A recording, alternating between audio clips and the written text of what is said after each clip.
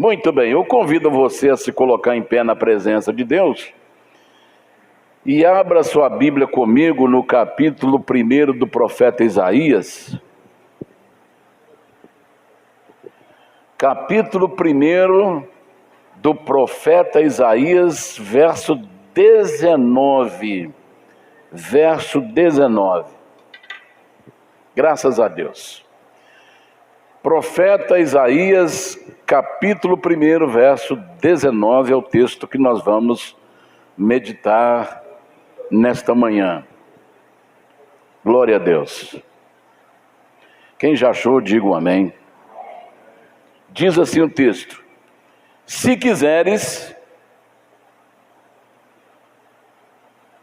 e ouvirdes, comereis o melhor da terra. Na minha versão aqui está o bem desta terra, mas em outra versão, comereis o melhor da terra.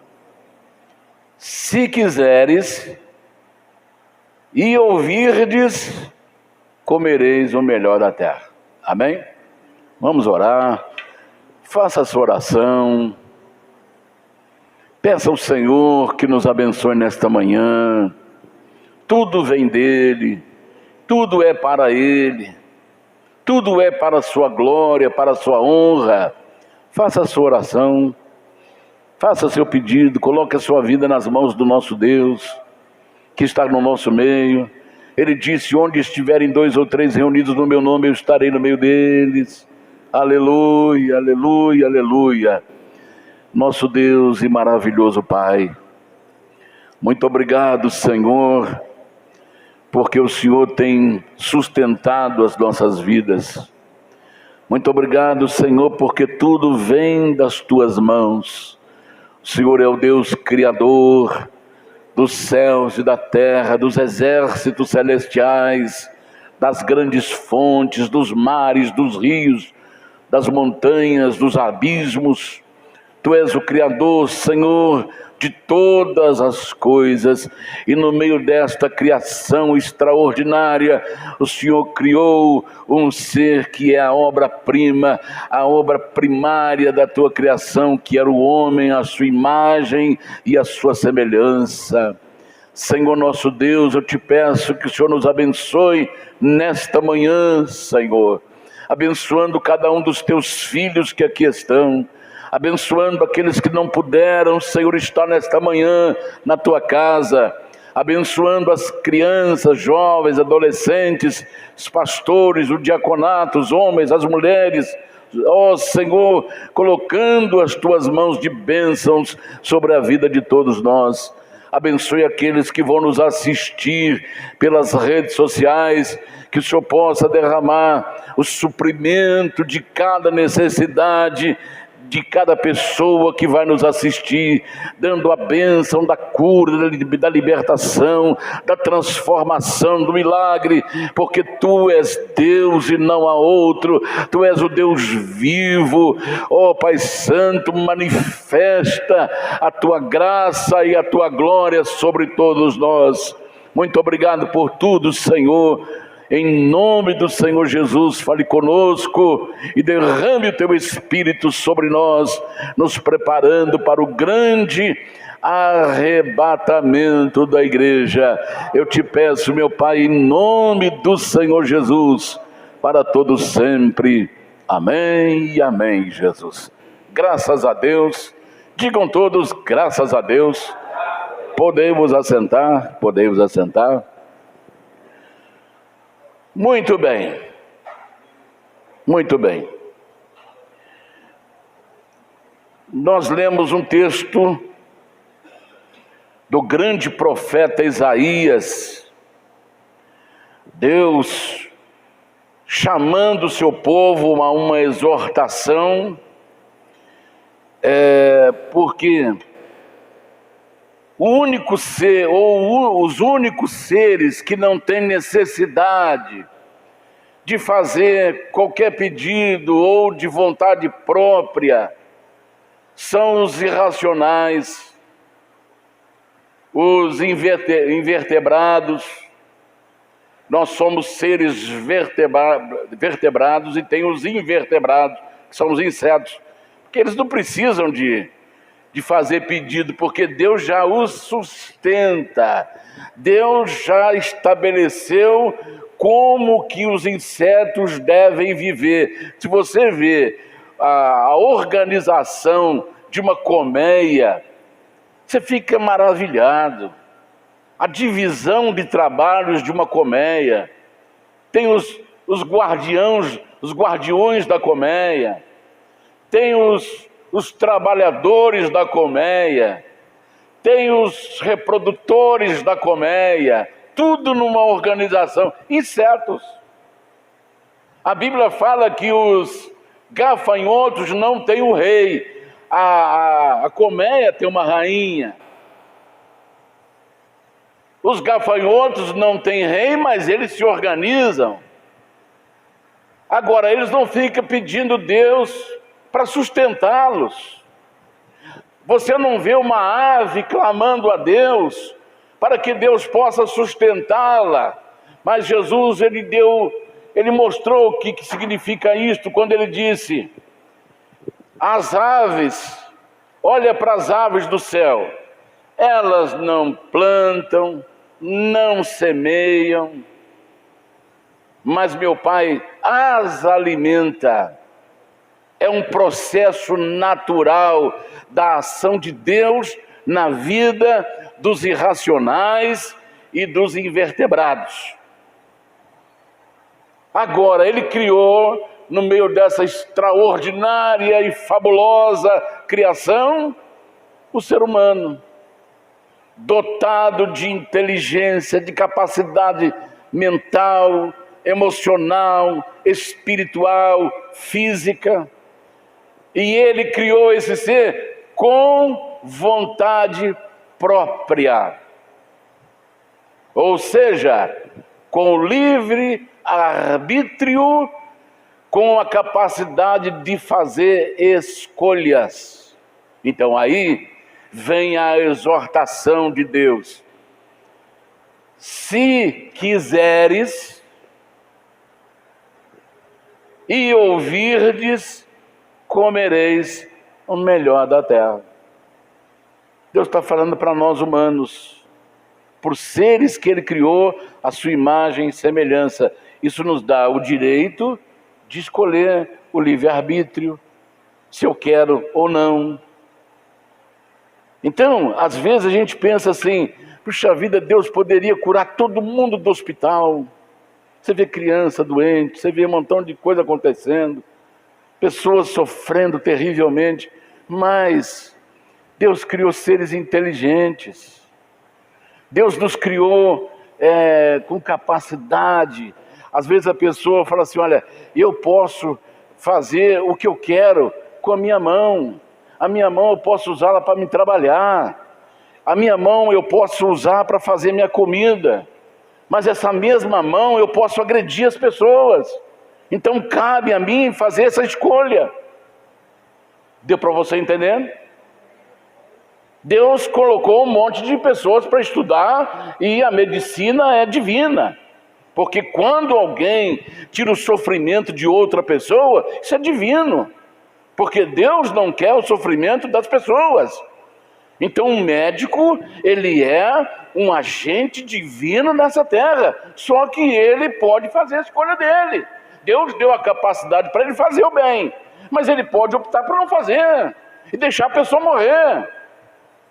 Só que cada escolha do ser humano, ele terá que prestar conta das suas escolhas boas ou más.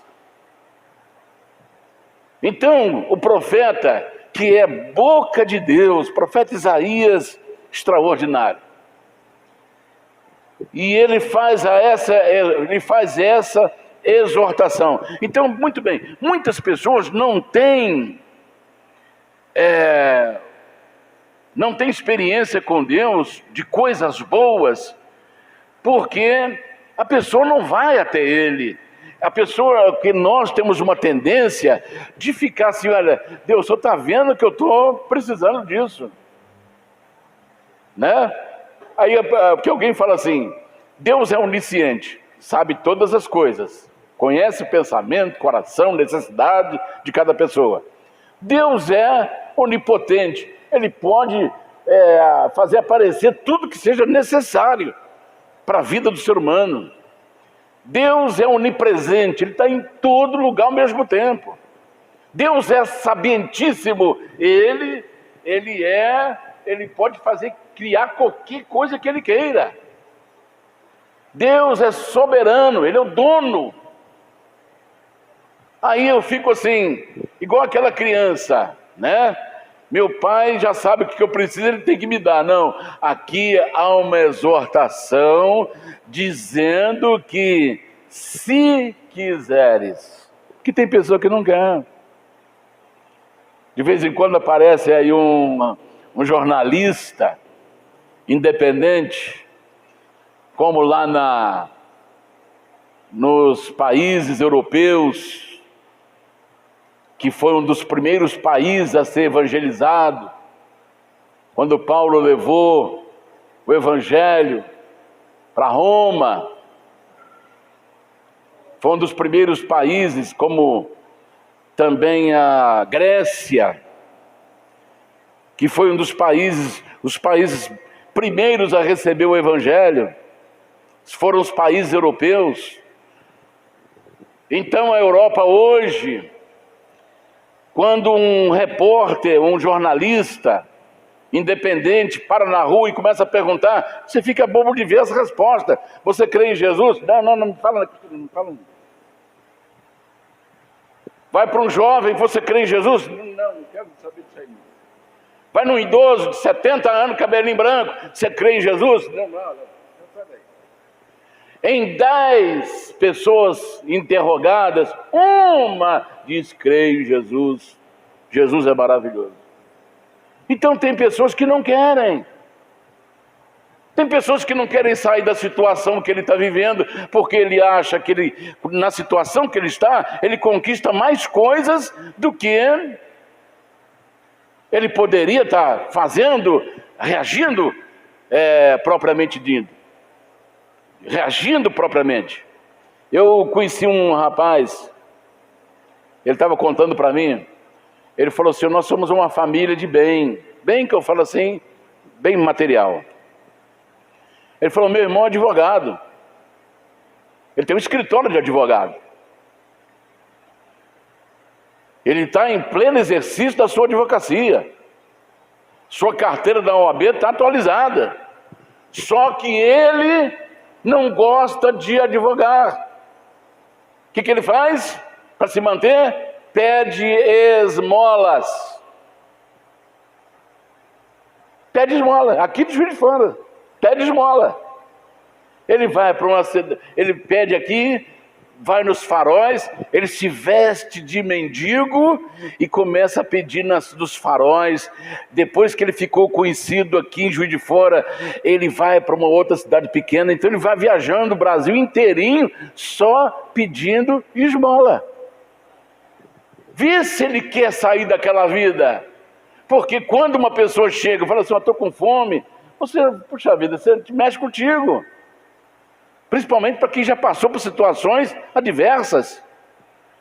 Ele não quer sair dessa situação. O irmão dele falando para mim, falou assim, olha, nós temos vergonha dele, porque ele é advogado e ele vive igual mendigo, pedindo.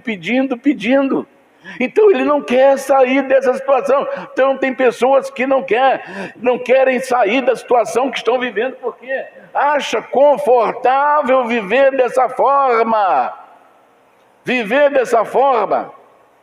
E por que o nosso mundo está desse jeito? O nosso mundo está de ponta cabeça.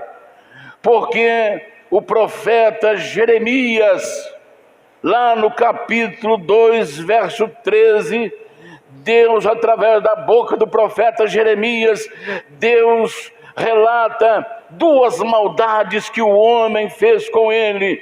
Por isso que o homem está aí, caído, derrotado, fracassado, destruído, porque eles abandonaram, diz lá o texto, porque o meu povo fez 2 maldades a mim me deixaram o manancial de águas vivas e cavaram cisternas rotas que não retêm água.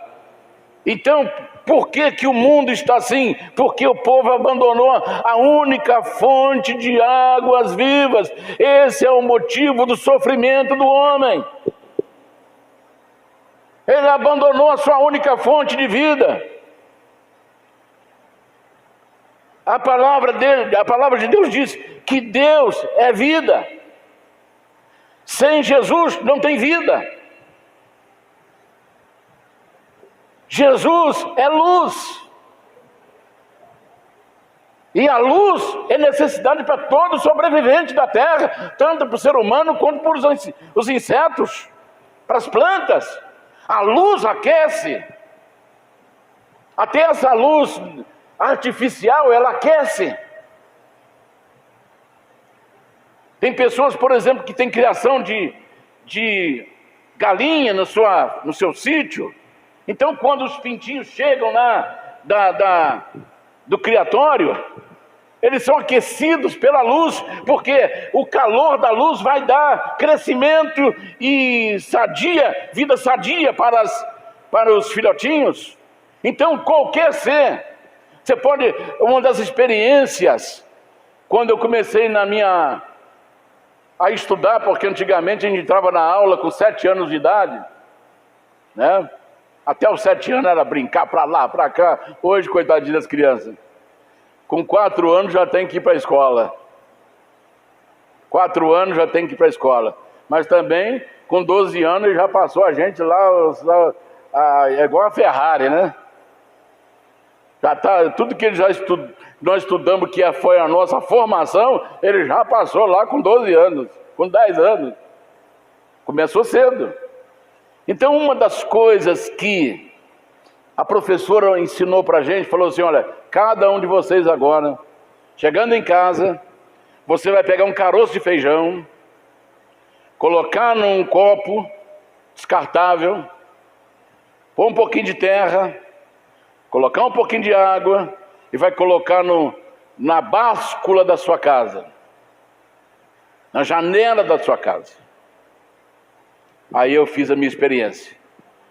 Aí nasceu o feijão, o caroço de feijão germinou, ele começou a crescer, e para onde ele foi? Em direção à luz. Está dando para você entender? A plantinha foi crescendo, e foi pela janela, pela báscula que estava aberta, e foi saindo, buscando luz. Porque ninguém neste planeta, seja vegetal, seja animal, seja inseto, ninguém vive sem luz. Está dando para você entender? Jesus disse assim: eu sou o pão da vida, eu sou a vida. Quem crê em mim jamais morrerá. Jamais morrerá. Então, primeiro, ele é vida. Segundo, ele é luz. Terceiro, ele é pão. Eu sou o pão vivo que desceu do céu. Quem se alimentar de mim nunca morrerá. Então, todo ser, tanto a planta, quanto invertebrados, quanto seres humanos, depende de pão, depende de comer. Ninguém vive sem comer. E por último, ninguém vive sem água. Se eu te der a água que você está pedindo, você vai ter sede novamente. Mas se você tomar a água que eu vou te dar, nunca mais você terá sede.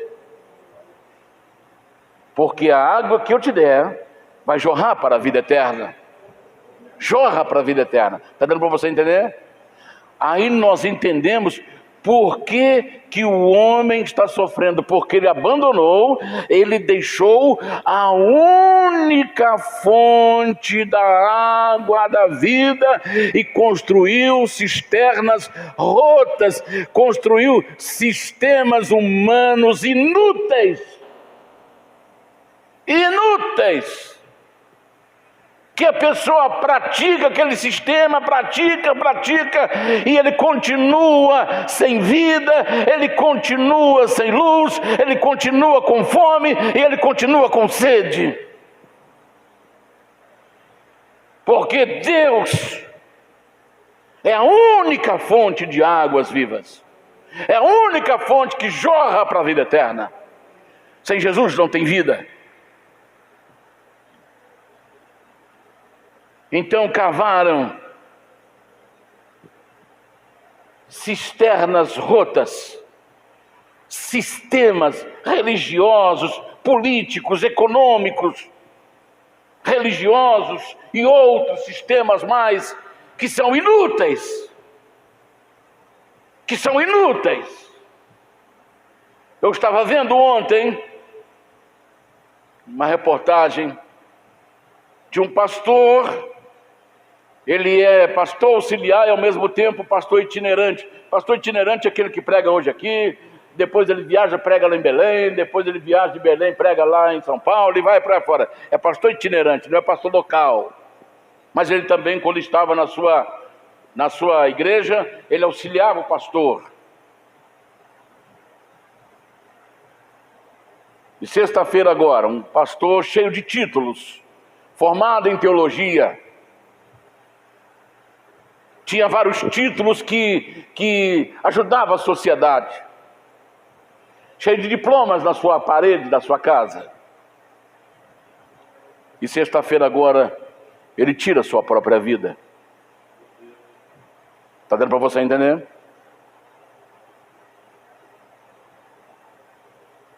Você está entendendo? Ah, mas ele era pastor, fez isso? Irmãos, eu posso estar pregando para você aqui e ter abandonado a minha fonte. Isso não quer dizer que eu estou pregando para você aqui, eu estou ligado na minha fonte, eu estou ligado na fonte lá. Está dando para você entender, irmão? Eu estou aqui porque eu estou ligado à minha fonte, que é a fonte da vida. Porque se eu não tiver, eu nem quero aqui, nem aqui eu quero estar.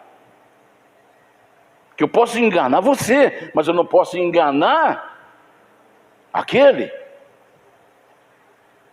Porque é ele que me sustenta. Então, isso está acontecendo aos montes. Empresários. Tem um país aí que tem os maiores milionários do mundo e a maior índice de suicídio. Me fala a memória agora, o Jonathan me falou um dia. Rússia. Tem um outro também que é um país europeu também muito rico, que uma pessoa veio de lá e falou: eu nunca vi favela na minha vida. Veio aqui no Rio de Janeiro, nunca tinha visto favela na sua vida, porque o país dele não tem isso. Lá não tem pobre, mas também tem um índice muito elevado de suicídio. Agora, a Rússia, pelo território dela, que é o maior território mundial depois da guerra, depois da União Soviética, eles tomaram aqueles países. Hoje, por exemplo, tem cidade, tem estado que pertence à Rússia, que é 10 mil quilômetros de distância de Moscou, capital da Rússia. Quando aconteceu aquela Copa do Mundo na Rússia, um repórter foi a 10 mil quilômetros onde havia moradores russos. Ele falou: você sabe o que está acontecendo agora na Rússia? Ele falou: não, eu não tenho nem notícia do meu país. Ele falou: está acontecendo lá a Copa do Mundo. Eu falei: o que? Copa do Mundo? O que é isso? O que é isso? De tão longe que ele está do seu país, da capital do seu país. Então, como é um território vasto, é o maior território, a Rússia tem o maior território, mas o homem sempre ganancioso já quer tomar novamente a Ucrânia para fazer parte do seu país. O homem nunca está satisfeito, sabe por quê? Porque abandonou a fonte de águas vivas e cavou cisternas rotas, sistemas inúteis para si.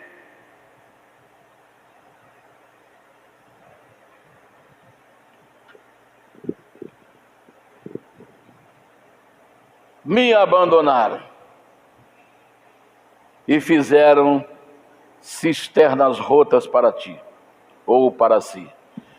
Agora eu quero mostrar para você a exortação que Deus faz ao povo de Israel, está registrada em Deuteronômio capítulo 8. Eu faço questão de ler para você, já está marcado aqui na minha Bíblia, a partir do versículo 7. Olha o que diz aí: porque o Senhor teu Deus te põe numa terra, numa boa terra.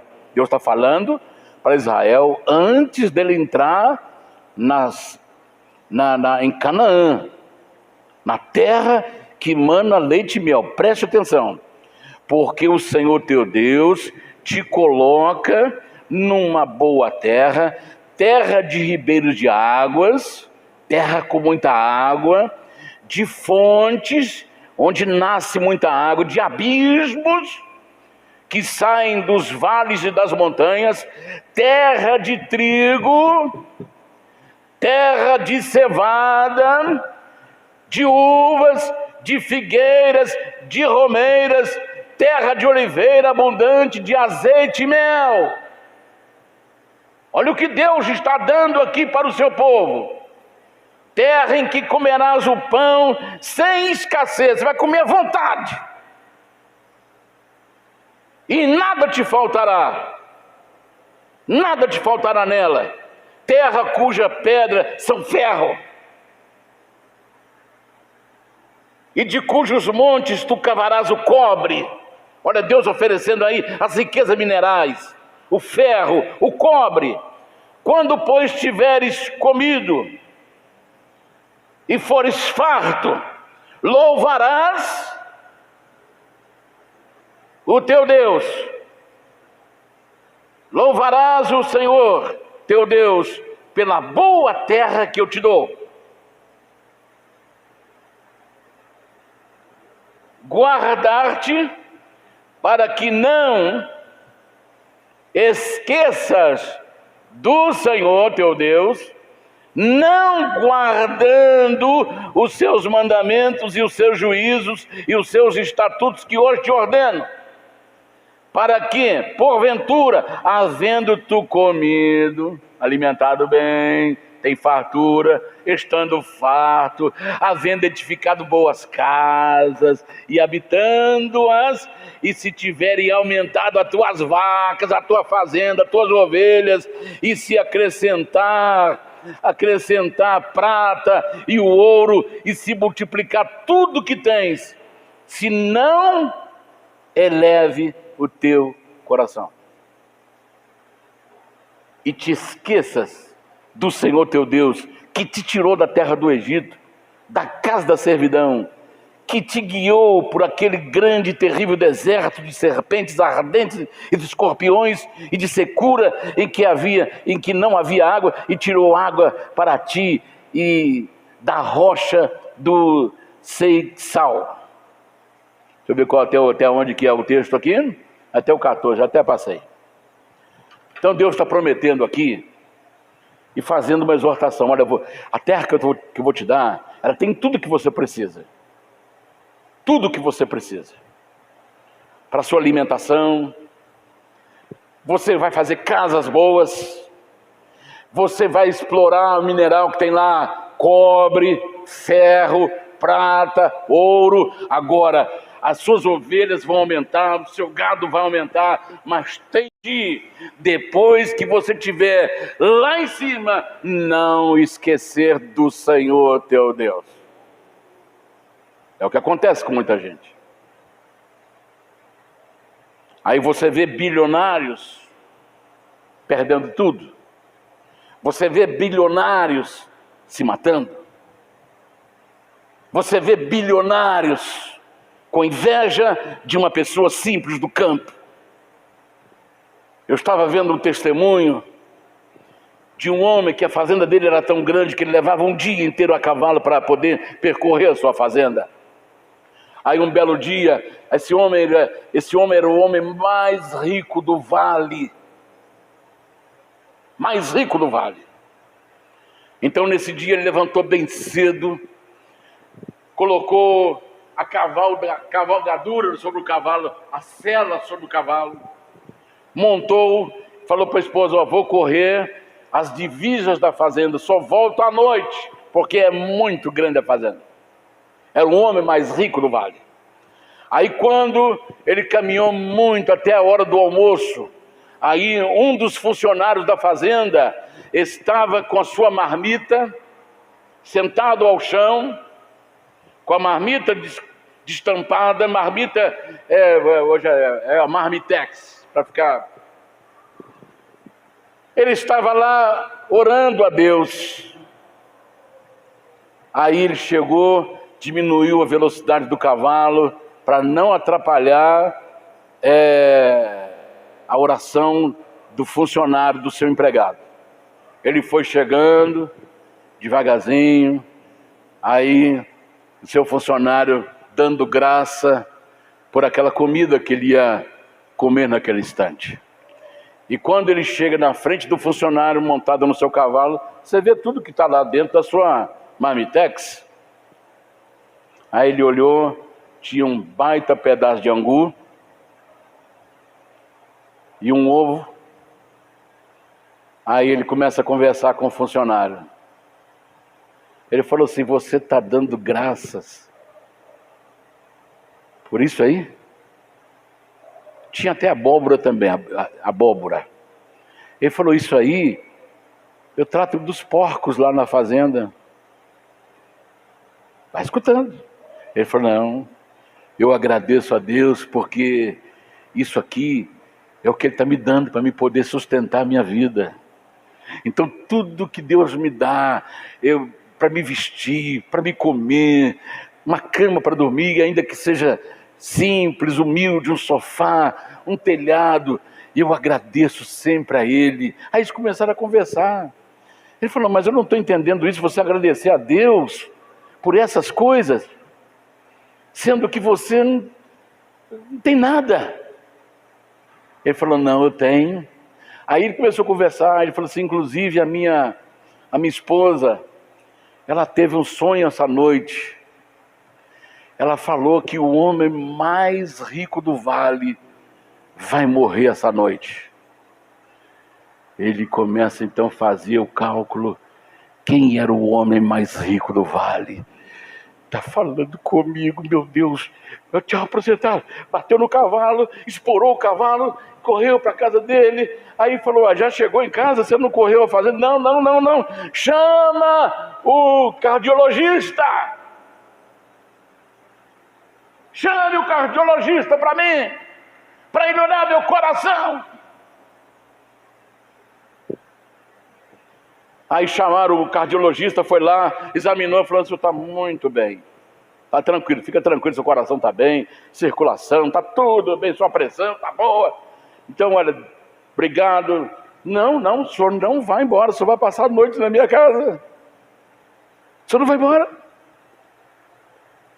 Não, mas pode, eu vou embora, eu tenho que cuidar de... Não, vou pagar o senhor para o senhor ficar aqui a noite inteira. O senhor não vai embora, não. Ele estava com medo da noite. E essa noite, morreu quem? O homem mais rico do vale. E na sua concepção, ele era o homem mais rico. Aí à noite, à madrugada, toda hora, de hora em hora, ele pedia para o médico olhar o coração dele. De hora em hora: tá bom demais, o senhor está igual uma criança. Seu coração está igual a criança. Posso ir embora? Não, vai passar a noite aqui. Aí quando os galos começaram a cantar na fazenda, as madrugadas estavam chegando. Aí ele já foi sentindo alívio, porque o dia está amanhecendo, ainda não aconteceu a morte. A morte não bateu ainda na sua casa com a foice. Aí ele, quando o dia amanhece, Bateram lá. O funcionário da fazenda foi abrir a porta. O doutor fulano está aí? Está. A esposa do fulano de tal mandou comunicar que ele morreu essa noite. Morreu? Ele começou a pensar, não era o homem mais rico do vale? Não era o homem mais rico do vale que iria morrer essa noite? Só que a riqueza que Deus está falando não é uma riqueza que a traça corrói, que o ladrão rouba, que a ferrugem come. Tem muitas pessoas que confundem o texto. Ele se fez pobre para enriquecer a muito. Irmão, eu quero dizer para você, você é rico. Nós somos bilionários. Você é rico, você é bilionário, nós somos bilionários. Porque tudo a riqueza que a pessoa calcula que seja riqueza, tudo vai evaporar, tudo vai se decompor, tudo vai destruir, tudo será queimado. Não vai sobrar um Tesla lá do, como é que chama aquele? Elon Musk. Falei legal? O Tesla do Elon Musk. Não vai sobrar nenhum satélite em órbita da Terra ou da Lua. Não vai sobrar nenhuma casa espacial. Não vai sobrar nenhum edifício em pé. Não vai sobrar nada que tenha aço, nada que tenha átomo. Seja mineral, vegetal, tudo será transformado em pó. Então isso não é riqueza. Riqueza é quando o dinheiro não pode comprar. Olha, tem um homem chamado Elimas, o mágico. Ele fazia artes mágicas, encantavam as pessoas. Aí ele viu Pedro e os apóstolos colocando as mãos sobre as pessoas para receber o Espírito Santo. É onde eles colocavam a mão, a pessoa era cheia do Espírito Santo, começava a falar em línguas, ele ficou admirado. Esse poder eu quero, esse poder é maior. Aí chamou Paulo e falou assim: olha, quanto você quer de dinheiro para me dar esse poder, para que onde eu colocar as minhas mãos, as pessoas também recebam o que eles estão recebendo aí. Ele falou assim: olha, o teu dinheiro não pode comprar isto. E o teu dinheiro vai servir para a tua perdição, porque não conheces o dom de Deus, achando que o dom de Deus, que a riqueza de Deus se compra com esse dinheiro.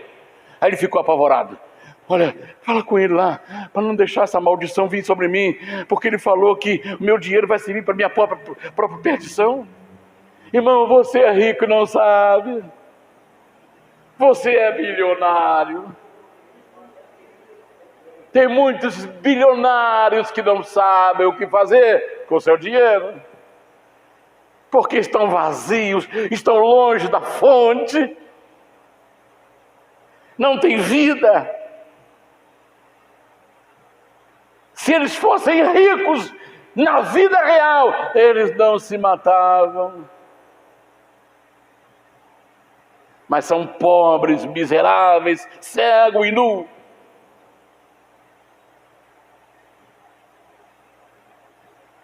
Está dando para você entender? Aí Deus fala com a igreja de Laodiceia: vocês estão falando que são ricos, que Laodiceia é a cidade rica. Vocês estão dizendo que são ricos, mas eu quero dizer uma coisa para vocês. A cidade de Laodiceia tinha um laboratório de oftalmologia, o mais especializado do mundo antigo naquela época. Então Jesus pegou exatamente tudo que tinha na cidade para poder dar uma lição para os laodicenses, dizendo: vocês estão dizendo que são ricos? Pois muito bem, Aconselho que de mim compre ouro refinado no fogo. O dinheiro deles comprava o ouro, mas não o refinado. Não comprava a fé. Não comprava a vida eterna. Aconselho-te que de mim compre ouro refinado na fornalha, para que te enriqueças.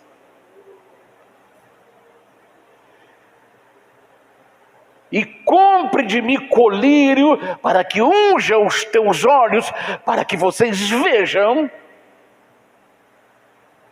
E compre de mim linho branco e puro, para que vistas e não apareça a sua nudez.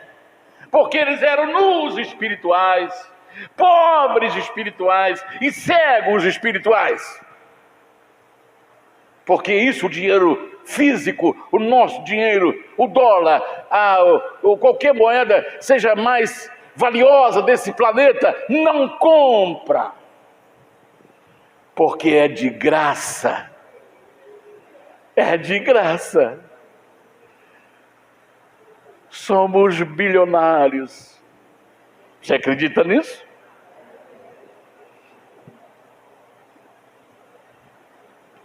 Você acredita que você é fala aí, fala os bilionário, trilionário, quatrilionário, quinquilionário, senhor Reis, sextilionário, oitavo, olhar. Você acredita nisso? Você está acreditando nisso? Que você é?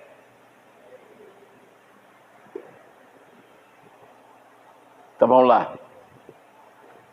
Aí, o profeta Isaías, cheio do Espírito Santo, ele diz assim: se quiseres. Se quiseres. Então, lá em Marcos capítulo 10, verso 36, dois irmãos, Tiago e João, chegaram para Jesus e falaram: Senhor, posso fazer um pedido para o Senhor? O Senhor pode me fazer isso que eu quero? Olha lá, eles disse, o versículo anterior, olha o pedido que eles fazem. Mestre, queremos que nos faças o que pedimos. Vai prestando atenção. Queremos ele, João e Tiago, dois irmãos, filho de Zebedeu, se não me falha a memória. Mestre, queremos que nos faça o que pedimos. O que está escrito aqui? A primeira parte do texto vou aqui. Se quiserdes. Se você pode ter o que você quiser. Mestre, queremos que nos faças o que pedimos. Aqui dentro do texto. E ele lhes disse: que quereis que vos faça? O que vocês querem? Olha aí. De novo entramos no texto. O que você quer que eu faça para vocês? E eles lhe disseram: concede-nos que na tua glória nos assentemos, um à tua direita e outro à tua esquerda. Mas Jesus lhes disse: não sabeis vós o que está pedindo. Faltou inteligência ele no pedido. Às vezes tem certas coisas. Vou te dar um exemplo aqui. Eu falo assim: Senhor, eu não tenho recurso material para manter um carro num padrão, porque só de IPVA e outras coisas eu vou ter que dar todo o meu sustento para manter aquele carro. Aí eu não vou ficar mantendo aparências de uma coisa que eu não posso me ter. Aí falta inteligência. Eu falo: Senhor, eu preciso de um teco-teco. Teco-teco, talvez aí uns 1 milhão, que a pessoa compra um teco-teco, até menos. Teco-teco lá de 40 anos, 50 anos. Aí você tem que entrar nele já pedindo misericórdia para você descer lá na frente. Porque levantar voo, talvez ele até levanta, mas se ele vai dar o passeio, panorâmico, socorro! Eu posso, a pessoa pode comprar um teco-teco. Aí fala assim, esse teco-teco baratinho, 400 mil, 500 mil, 200 mil, ele precisa de um aeroporto para se decolar. Ele precisa de um aeroporto para aterrissar. Ele precisa de um hangar para se proteger do calor, do vento. Ele precisa de um técnico mecânico especializado em aeronave, para toda vez que sair do chão, ele ter que passar por processo lá de vistoria, toda vez que levanta voo. Não pensa que como nós chegamos lá na garagem do carro, apertamos lá o controle remoto, as portas se abrem, entramos no carro, espera apagar as luzinhas para poder dar a ignição, e depois saímos devagarzinho e vamos embora. Não, sem ninguém olhar óleo, sem ninguém olhar água, sem ninguém olhar nada disso, freio. Não, nós saímos lá porque você já fez essa vistoria algumas semanas atrás, está tudo em ordem. Então você não precisa pagar porque você mesmo faz essa vistoria. Aí você sai, faz o seu passeio, volta para casa, resolve os seus compromissos. Agora avião não. Ele tem que ter um relatório de cada viagem. E quanto um mecânico de aeronave cobra? Um helicóptero do mais baixo valor, do mais simples, a manutenção dele é 120 mil por ano. Vamos colocar o teco-teco aí. Você vai sair agora? Então, peraí. Olha os cabos, olha lá as partes que faz ele levantar e descer, olha freio, olha isso, olha aquilo, e olha, aí já, aqui está o relatório, está tudo perfeito. Então, me dá meus 5 mil para cá, só para você dar um passeiozinho panorâmico. Aí você desceu, aí você quer sair de novo. Não, é outro relatório. Aí Deus falou assim, olha, você não está sabendo o que você está pedindo. Você vai enterrar a sua vida nesse teco-teco. Você vai destruir a sua vida nesse teco-teco. Porque o seu pedido, você não está sendo inteligente, não sabeis o que vocês estão pedindo. Por favor, sequência por gentileza. Podeis vós beber o cálice que eu bebo? E ser batizado com o batismo que eu sou batizado? E eles disseram, podemos. Jesus, porém, lhe disse-lhes, em verdade, vós bebereis o cálice que eu beber, e sereis batizado com o batismo que eu sou batizado. Mas o assentar-se à minha direita ou à minha esquerda não me pertence a mim, não pertence a mim concedê-lo. Deu para você entender? Mas isto é para aqueles a quem está reservado. Ou seja, meu Pai, tem um complemento do versículo que diz, meu Pai é quem sabe. Deu para você entender? Porque Deus, Ele não vê apenas no momento que nós estamos ali pedindo, Ele vê lá na frente o que aquele pedido nosso vai gerar na nossa vida. É por isso que muitos pedidos que a gente faz, nós não somos atendidos, porque não sabemos o que pedimos. Pedimos mal, disse São Tiago. Você não sabe o que pede. Pedi mal. Uma certa vez, nós fizemos uma campanha, não sei se foi lá em Ubá, aí nós recolhemos os pedidos, colocamos no altar. Aí começamos a campanha. Aí de curiosidade eu falei, vou dar uma lida nos pedidos. Vou dar uma lida nos pedidos. Aí tinha um lá. Deus, eu quero que o Senhor separe fulano de tal, porque eu quero casar com o marido dela. Estava dando pedido no altar. Aí eu te pergunto, que você que é inteligente, Deus iria responder esse pedido se Ele é a favor da família? E não da destruição? Então, pedis e não recebeis, porque pedis maus. Pedir mal. Então, Jesus está mostrando aqui a necessidade de fazer um bom pedido, porque Ele nos deu capacidade de escolher. Lá em Deuteronômio 11, 26 a 28 diz: eis que coloco diante de vós a bênção e a maldição. A bênção é quando vocês obedecerem os meus mandamentos. A maldição é quando vocês virarem as costas para a minha palavra, meus mandamentos. Capacidade de escolher.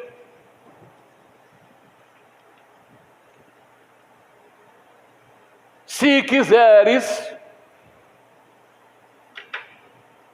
é a primeira parte do texto. Jesus chegou para um homem paralítico há 38 anos no tanque de Betesda e perguntou a ele, João 5,6, queres ser curado?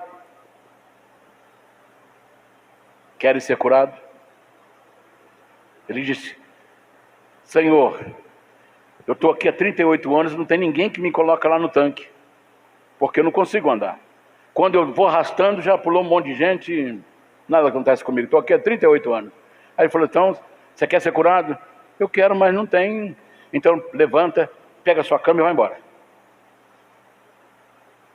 Deu para entender? Você quer? Lá em Marcos 8,34, Jesus diz, se alguém quer vir, olha aí Deus fazendo a pessoa escolher, a capacidade que Deus deu para o homem fazer suas escolhas. Quem quiser vir após mim, negue a si mesmo, toma a sua cruz e siga-me.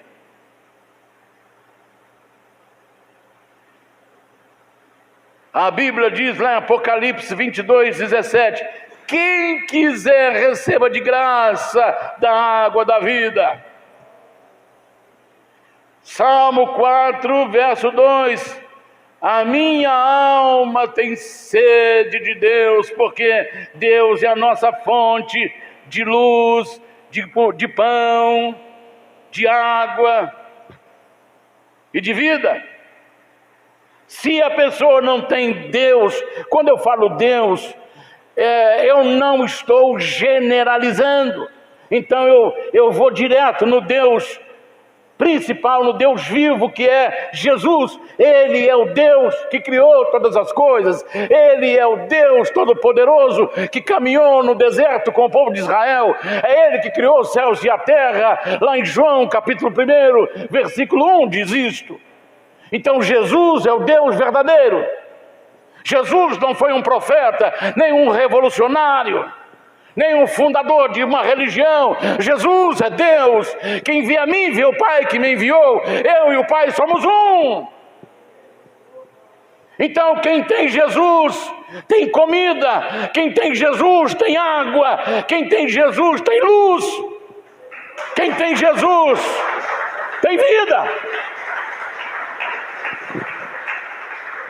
Então a alma do ser humano anseia pelo Senhor. A nossa alma tem sede de Deus, e ela só vai ser saciada quando encontrar com a única fonte de águas vivas. A minha alma anseia pelo Senhor, mais do que os guardas pelo romper da manhã. Salmo 130, verso 6. Aqueles que tomam conta, os guardas, ficam doidos que chega amanhã-se o dia, porque enquanto a noite está ali, ele pode correr o risco de ser morto por algum bandido, algum ladrão. Então eles ficam doidos que o dia amanhece, para eles poderem saber que estão vivos. Então a nossa alma, ela anseia pelo Senhor mais do que o guarda pelo romper da manhã, porque a nossa fonte é Deus. A nossa fonte é Deus. E a pergunta que Deus faz é: o que você quer para o seu casamento? O que você quer para o seu casamento? O que você quer para a sua família? O que você quer para as suas finanças? O que você quer que eu faça pelo seu casamento? O que você quer que eu faça pela sua família? O que você quer que eu faça pelas suas finanças? O que você quer que eu faça pelo seu corpo? O que você quer que eu faça pela sua vida cristã? Isso ele pode fazer. Porque esse é um pedido inteligente. Esse é um pedido inteligente. Isso ele pode fazer. Então por isso ele propõe: o que queres que eu te faça? Que queres que eu te faça? Então você já vai aí, Senhor, faz a sua lista de coisas que você quer para a sua família. A lista de coisas que você quer que ele faz pelo seu corpo, pela sua vida espiritual, pelas suas finanças. O que queres que eu te faça?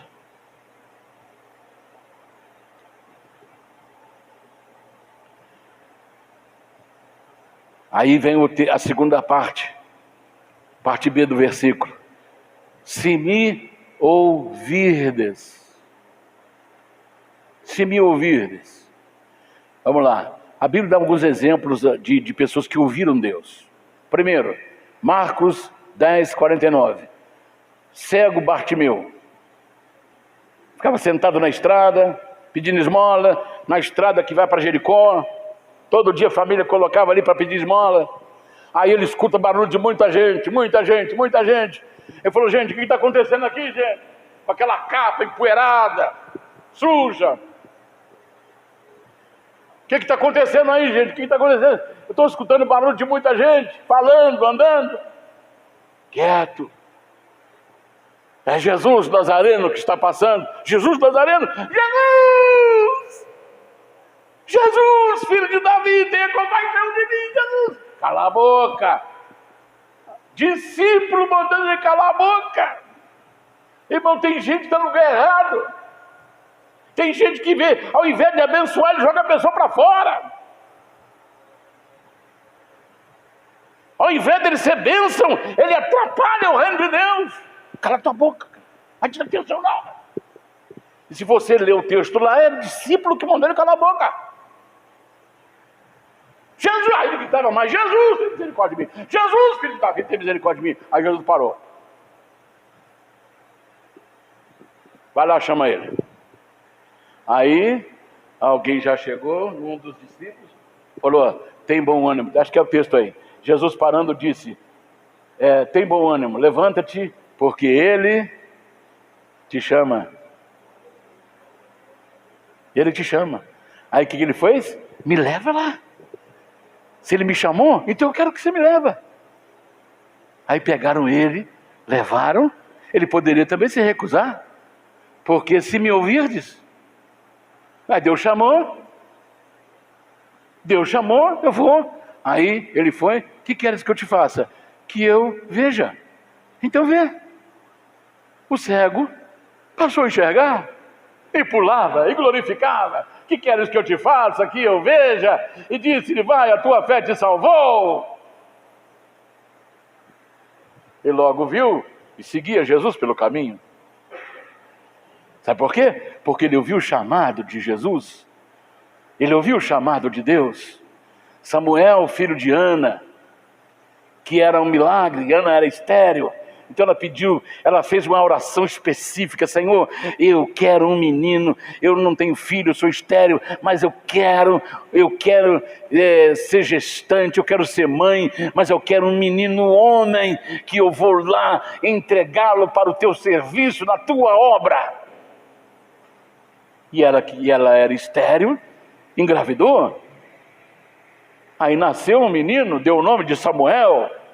Quando ele desmamou, ela foi lá no templo entregar para Eli, o sacerdote. Eli, isso aqui é o resultado de uma oração. Você teria coragem de entregar seu filho? O Daniel teria coragem de entregar o Jonatas com 6 meses? Mas já entreguei, viu? Já está entregue. Desde o ventre da mãe está entregue. Ele, Thalita, está tudo entregue. Mas entregar assim para você não morar com ele na sua casa. e fica lá, meu Deus, será que o Eli está tratando ele bem?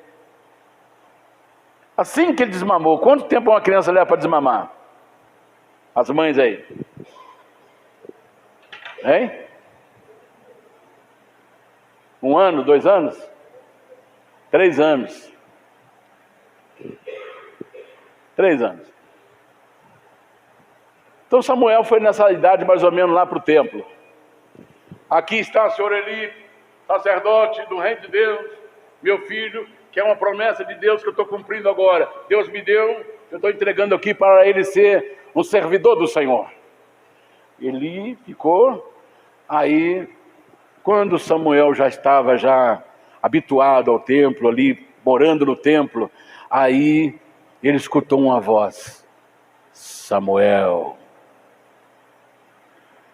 Ele correu, levantou, foi lá em Eli. O senhor me chamou? Não, meu filho, pode voltar a dormir, não te chamei não. Aí ele deitou novamente. Samuel. Levantou outra vez, correu lá em Eli. O senhor me chamou? Não, pode deitar, não chamei não. Deitou outra vez. Samuel. Levantou de novo, correu Eli, o senhor me chamou? Não. Aí Eli falou: olha, já sei. Quando te chamar de novo, fala: Senhor, fala, porque o teu servo ouve. Aí ele voltou a deitar. Samuel, fala, Senhor, porque o teu servo ouve. Samuel ouviu a voz de Deus: se me ouvirdes.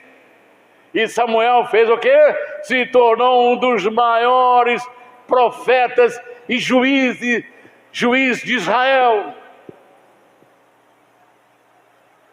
Porque ele ouviu a voz de Deus.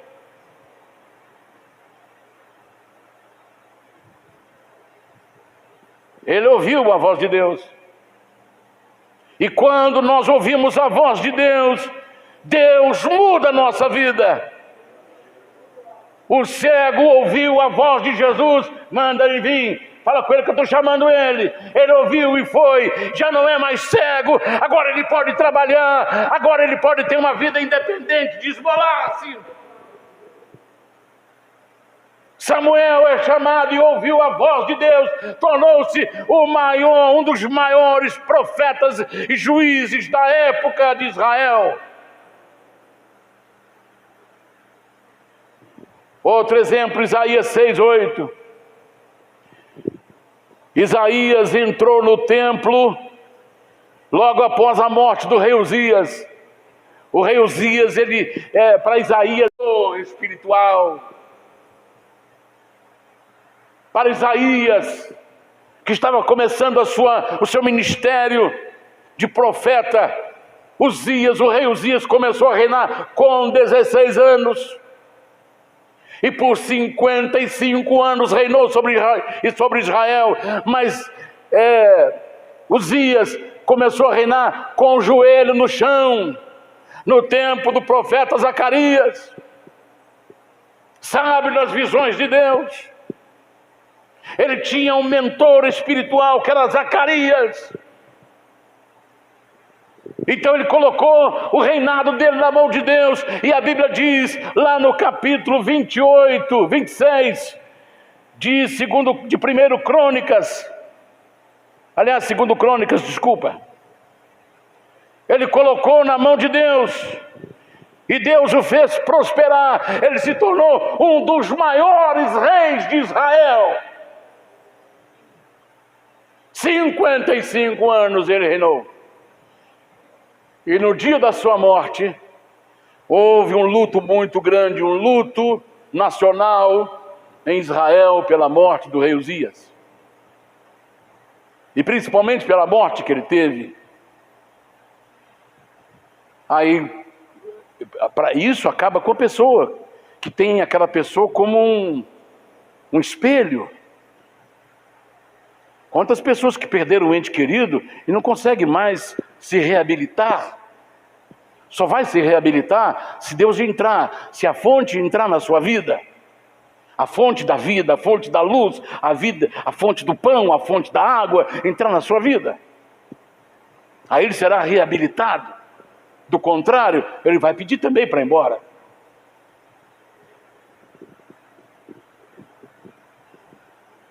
Aí Isaías, triste, de luto, ele entra no templo.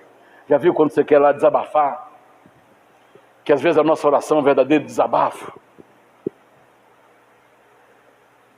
Ele entrou no templo e começa a ter uma visão. Ele tem uma visão de Deus assentado num trono e querubins voando de um lado para outro, e esses querubins cantavam: Santo, Santo, Santo é o Senhor dos exércitos, toda a terra está cheia da sua glória. Então Isaías fala: eu estou morrendo porque meus olhos viram Deus, meus olhos viram o Senhor dos exércitos.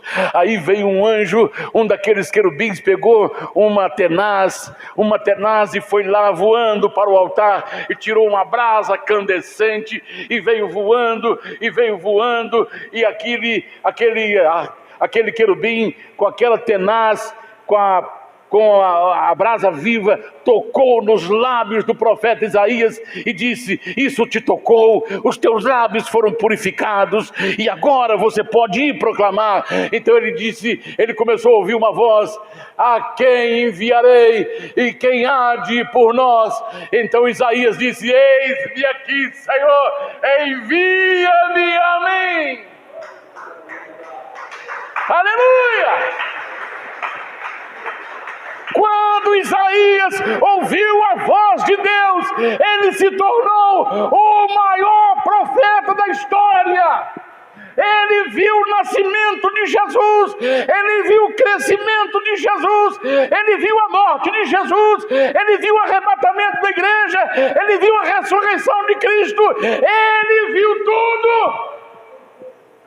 Porque ele ouviu a voz de Deus. E quando alguém ouve a voz de Deus, quando alguém escuta a voz de Deus, a sua vida muda, a sua vida nunca mais será a mesma.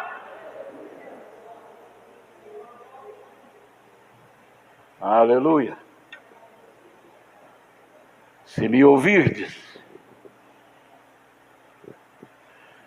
Deus está falando. Apocalipse capítulo 3, verso 20. Eis que estou à porta e bato. Se alguém ouvir a minha voz, entrarei em sua casa, cearei com ele comigo. Eis que estou à porta e bato. Aqui é um simbolismo do coração. O coração é o centro da vida. E Deus não faz nada pela metade. Deus não se preocupa com a dor que está lá na ponta do dedo. Deus não se preocupa com o tumor que está lá destruindo o cérebro da pessoa.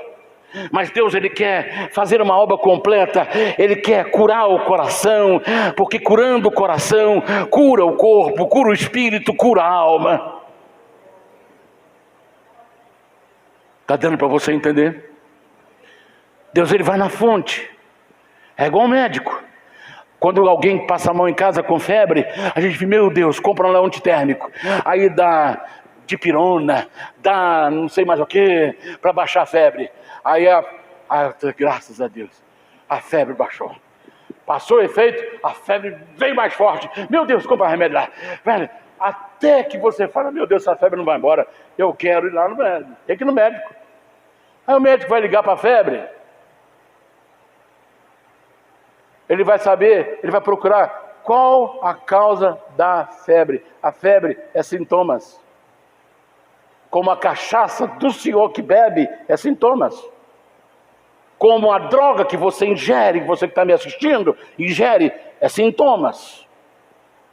Como a sua vida desregrada, sua vida sexual, sua vida material é desregrada, isso é sintomas. Deus quer curar de vez o seu coração. Deus quer curar de vez a sua vida, para que você não tenha os sintomas de droga, nem de álcool na sua vida.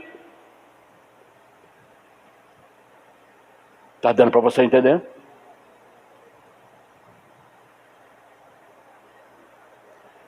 Jesus disse que a boca fala o que o coração está cheio. Se da boca de uma pessoa só saem palavras torpes, é porque o coração está cheio, ele é um doente, que precisa de cura. E não adianta falar que ele não pode falar palavrão, que ele vai continuar falando. Não adianta que ele não pode parar, para ele parar de beber, que ele vai continuar bebendo, porque ele é um doente do coração, ele é um doente da alma. Então Jesus quer entrar na sua vida para poder te dar pão, te dar água, te dar luz e te dar a vida. Quando ele entrar, então os sintomas desaparecerão, a droga vai embora, o álcool vai embora, a vida desregrada vai embora, e aí a pessoa começa realmente ter uma vida, e vida abundante. Aleluia! Oh Senhor da glória, me dá força para me encerrar. O resultado de ouvir e obedecer está aí no Salmo 81, do 13 a 16. Quando a gente ouve a voz de Deus, porque ouvir é o mesmo que obedecer. Se me ouvirdes e me obedecer, comereis o melhor da terra. Eu já estou indo para os finalmente.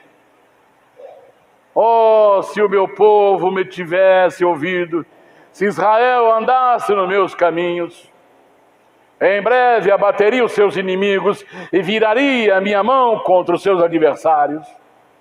Os que odeiam ao Senhor ter-lhe-se-iam sujeitado, e o seu tempo seria eterno.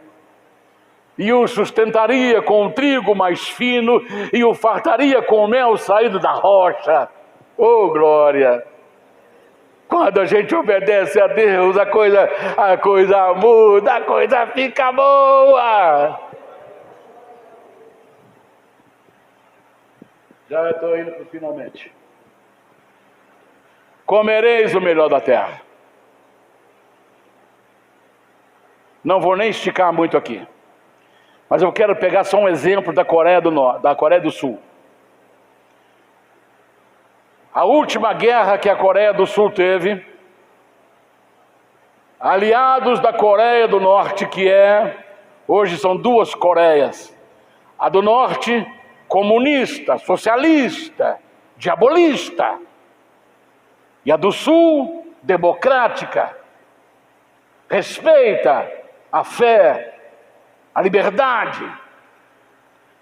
Então toda a vida, o Kim Jong-un, esse é o nome desse sujeito, né? É o Kim Jong-un. A pessoa lá na Coreia do Norte tem que passar, quando passa diante da dinastia, são os que passaram do trono. A pessoa tem que chorar, mesmo que seja um choro falso. Se não chorar, corta a cabeça dela. Esse é o sistema diabólico, maléfico, que está tomando o mundo. Então a Coreia do Norte sempre quer anexar a península da Coreia do Sul, e para se tornar um só sistema comunista, socialista, diabolista. Então a Coreia do Sul vem sofrendo. E a última guerra terminou em 53. E quando foram olhar o que sobrou da Coreia do Sul, cidades destruídas, criança na rua, passando fome, famílias inteiras ceifadas, miséria, gente comendo o que via na rua, pobreza, pobreza abaixo da pobreza, pobreza, pobreza. Até que um homem chamado Paul Yong-Soo converteu-se a Jesus Cristo. E ele começou em 58 a montar uma igreja com a sua esposa e suas duas filhas. Na época, a igreja começou com 4 pessoas. Então ele fundou a igreja do Evangelho Pleno na Coreia, com 4 pessoas. E ele foi olhando, observando a palavra de Deus, e foi colocando em prática a palavra de Deus. 58, nós estamos em 25. Quem é bom de matemática aí, calcula para mim quantos anos tem até hoje. 25. Hein? 67. Ah, rapaz, ele tá bom de matemática. 67. Vamos lá. Vamos fazer uma comparação. Hoje, em 25, a Coreia do Sul, a igreja do Dr. Paul Yong-Soo, ou David Paul Yong-Soo, como ele gostava de ser chamado, Paulo e Davi. Paulo era o missionário viajante. Davi era o pastor que cuidava das suas ovelhas. Então ele se intercalava em viagens missionárias e o pastorado da igreja em Seul, na Coreia. Hoje a Coreia, em Seul, capital da Coreia, a igreja dele tem mais de 1 milhão de membros. E da igreja dele brotou milhares de outras igrejas. E a Coreia do Sul, ela tem 1/4 da população do Brasil, que calcula-se aí os 50 e poucos milhões de pessoas. Veio uma coreana aqui no Brasil e falou: hoje a Coreia, ela vive nas nuvens, porque ela começou a proclamar o Evangelho, viver o Evangelho, porque não basta ouvir nem ler, tem que praticar o Evangelho. Muitas pessoas, quando saem de um rótulo de uma igreja, eles denominam ele como desviado. E ele não desviou, ele apenas saiu do sistema do CNPJ, que o escravizava, que o matava, que o destruía. Porque ninguém desvia da igreja do Senhor. Dentro da igreja pode ter muitos desviados, porque estão lá e não praticam o Evangelho. Muitos pastores, eu vi uma reunião de um líder presidente de uma denominação, e ele reuniu com seus maiores líderes nesse dia, e aí ele estava criticando os seus pastores, e ele falou assim: olha, não adianta falar comigo, porque eu vou usar a expressão pesada que ele usou, está na internet para quem quiser ver. Todos vocês têm rabo preso. Todos vocês têm rabo preso. Ora, ninguém levantou dali e foi embora. Sabe por quê? Porque sabe, cada um sabe o que o outro está fazendo de oculto, de errado. Está dando para você entender? Então os que estão caídos, muitas vezes estão dentro do rótulo, dentro da placa, dentro do CNPJ. Estão lá caídos do púlpito, mas estão dizendo que está bem.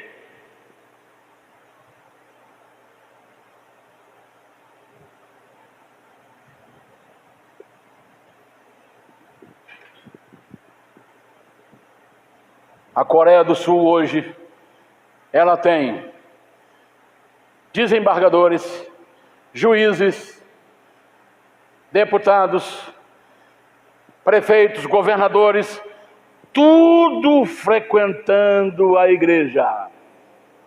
Não são pastores, não. São frequentadores do culto.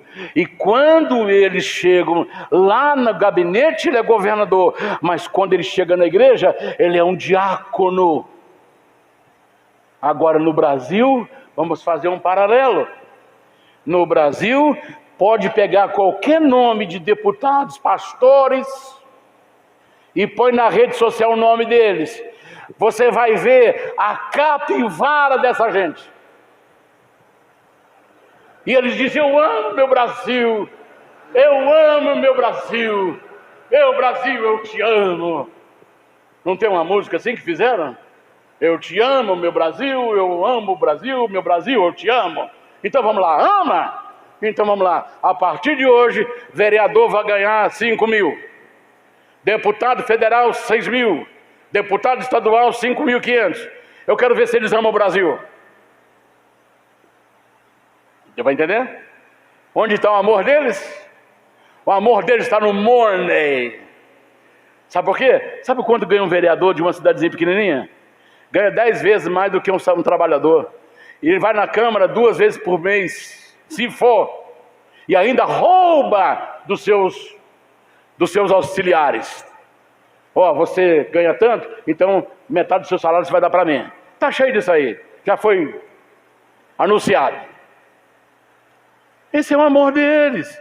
Aí você fala assim, aí nós ficamos criticando o comunismo, meu Deus, o comunismo é efeito de uma igreja caída, efeito de uma igreja destruída, efeito de uma igreja que trouxe a politicagem rasteira e suja para dentro da igreja, para dentro dos seus púlpitos. Missionários que dizem, olha, vamos botar nos nossos missionários, que nunca ganhou um deputado federal para Jesus, estão lá há mais de 10 anos, nunca ganhou um deputado federal, nunca ganhou, e são chamados de missionários. Que missionário é esse que não ganha uma alma, que não ganha um deputado? Está dando para você entender? Então, o problema não é o comunismo, o problema é a igreja. O problema é a igreja. O comunismo é o efeito, é os sintomas de uma igreja morta, de uma igreja caída, de pastores mentirosos, de pastores enganadores, de pastores falsos. Compram e não pagam, devem e não pagam, devem, então fala assim, olha, eu sei que devo, não nego isso, mas eu não pago. E aí as ovelhas seguem o mesmo caminho. Um dia eu fui comprar material de construção numa loja de um irmão. Aí ele falou, irmão, você pode mandar material para mim lá? E pode mandar a conta lá que eu acerto lá no local, ou depois junto e venho aqui acertar com você. Ele falou, te falar uma coisa, eu fico sempre com o pé atrás, é a primeira vez que eu fui comprar com ele. Ele falou assim, olha, na minha lista aqui de devedores, o que mais me deve são crentes. Tem crente que mora aqui na rua da loja, mas não passa aqui, dá a volta lá, para não passar na frente da loja. Está dando para você entender? Como é que uma igreja dessa tem força para mudar qualquer coisa? Se os líderes estão destruindo o reino de Deus, são tremendamente usados pelo carcará, como diz o padre Léo. Faço menção dele porque eu gostava de ouvir suas mensagens, porque ele tinha coisa boa para passar.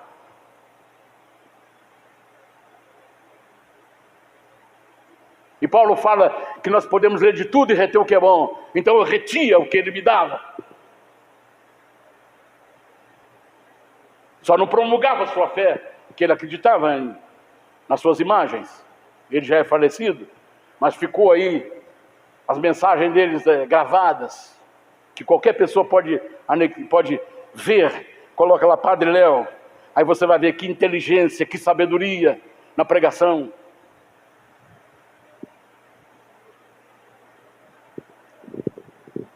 Então, a culpabilidade do Brasil está nas mãos de bandidos, de falsos profetas, de mercadores de corpos humanos, de traficantes de corpos. A culpa é única da igreja brasileira, que se uniu ao comunismo, se uniu aos endemoniados e coloca esses endemoniados em cima do púlpito, exigindo que a sua congregação vote neles. E se não votar, eles arrancam o pastor, destrói a vida do pastor, o pastor morre, depois eles aparecem lá como se fosse uma ovelhinha para enterrar o pastor. É assim que eles agem. Eles matam o pastor e depois vão lá na cara de pau enterrar. Falsos, mentirosos.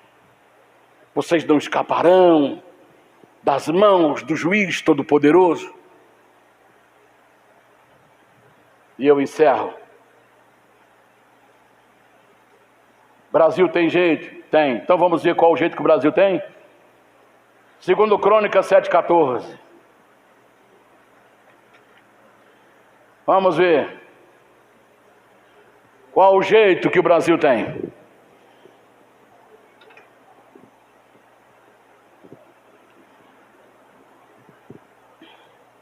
E eu quero, antes de ler esse texto, pastor Jonatas, por gentileza, coloque primeiro, já vou encerrar, irmão. 1 Coríntios 2,9. Olha o que nos espera. Aquele que quiser ouvir a minha voz e obedecer, comereis o melhor da terra. Então, Deus preparou um melhor para depois, olha lá. Mas como está escrito, as coisas que os olhos não viram, nem subiram ao coração do homem, são as que Deus preparou para aqueles que o amam. Nós estamos esperando coisas grandes e maravilhosas, coisas eternas que Deus está preparando para nós. Aleluia! Agora vamos ver o 7,14, segundo Crônicas 7,14, por gentileza. E se o meu povo, está falando de quem? Hein? Membros, pastores, diáconos, todos.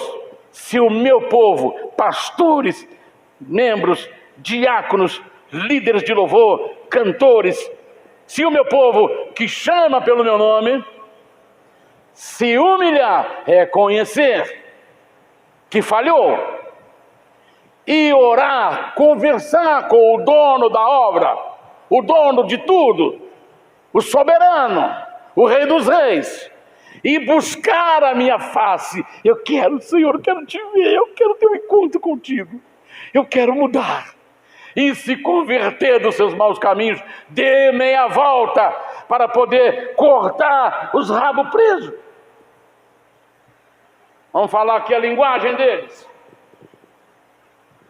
Vai cair rabo de tamanduá, rabo de jararaca, vai cair rabo de tatu,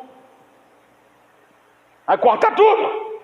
Quando se converter dos seus maus caminhos, é cortar. Então eu ouvirei dos céus. E o que vai acontecer? Depois que ele ouvir, perdoarei os seus pecados, sararei a sua terra, vou limpar, vou tirar o comunismo, vou tirar a destruição das crianças, vou tirar os zumbis que estão aí, vou tirar os noias que estão aí, vou tirar essa mente apodrecida e esse cérebro sequestrado. E vou fazer você ser gente outra vez. Sararei a sua terra. Aí o Brasil vai desfrutar de todo o bem que ele tem, seja riqueza mineral, medicinal, climática. Vai desfrutar. Mas por enquanto, se você for aqui em Minas Gerais, eu vou encerrar. Se você for aqui em Minas, eu quero ver onde tem a mina de nióbio, que é um mineral mais forte do que aço, não enferruja. Aí você vai lá, entrar, pegar a estrada que vai para a mina, é aqui em Minas Gerais, me fala a cidade o nome, me fala o nome da cidade. Aí tem lá, bandeira da China, bandeira do Japão, bandeira da Coreia, bandeira disso, bandeira daquilo, está todo mundo tirando nióbio e levando embora. E o brasileiro, na miséria, morando debaixo de ponte,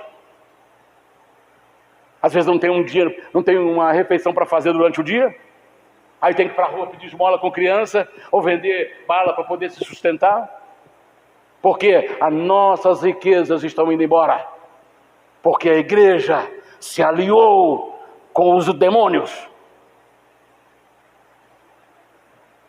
Que Deus tenha misericórdia, que Deus nos ajude, que Deus tenha misericórdia da nossa nação, que Deus tenha misericórdia da igreja.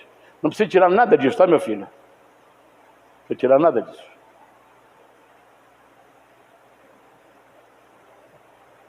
Deus tenha misericórdia de nós.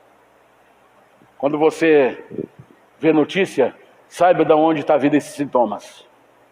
Igreja errou quando se aliou com o comunismo. E agora só um arrependimento, uma conversão vai salvar o país. Difícil é, mas para Deus tudo é possível. Mas a igreja tem que dar o passo dela. Se o meu povo que se chama pelo meu nome. Que Deus tenha misericórdia e nos ajude e abençoe a nossa família, abençoe a sua família, abençoe a nossa casa. Amém, irmãos?